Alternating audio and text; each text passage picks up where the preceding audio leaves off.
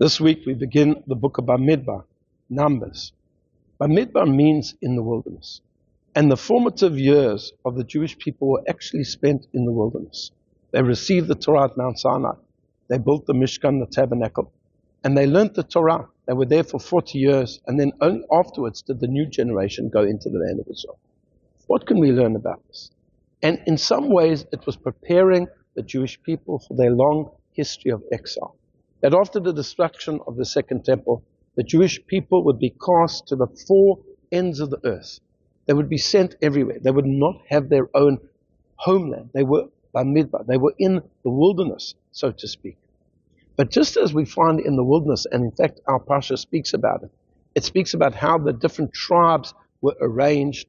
There were 4 camps, 3 tribes in each camp, and then there were the camp of the Leviim and the Kohanim, and they were all camped around the Mishkan, the tabernacle. That was their central focal point, the tabernacle, the Mishkan.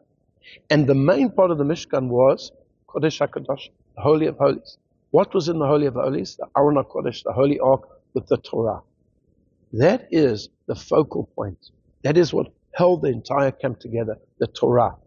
As Rabbi Shimshon Raphael Hirsch says, the Torah is the portable homeland of the Jewish people. When we didn't have a homeland, what kept us together as Jews? We didn't have a common culture.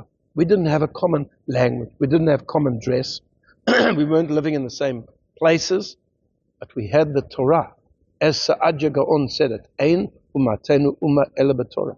We are only a nature, we are only a people by virtue of the Torah, because we have the Torah. That's what binds us together. When we are in the wilderness, it brings us together. And this is how the Jewish people have survived throughout the millennia. We were in all different types of countries. And what did we do? As the Rambam says, when there's 10 Jewish men, they have to put aside, they have to make a bayit, a place, a house, where they come to pray. And in this place, they will also learn Torah, a Beit HaKnesset, a Beit HaMidrash. This was a central point that joined the Jewish people together. Otherwise, we tend to drift off and eventually assimilate out of the community.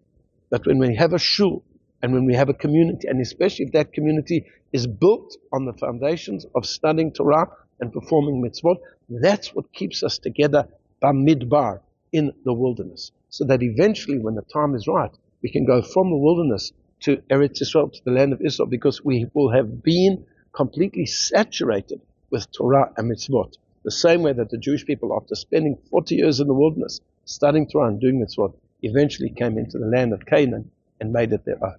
I wish you a Shabbat Shalom.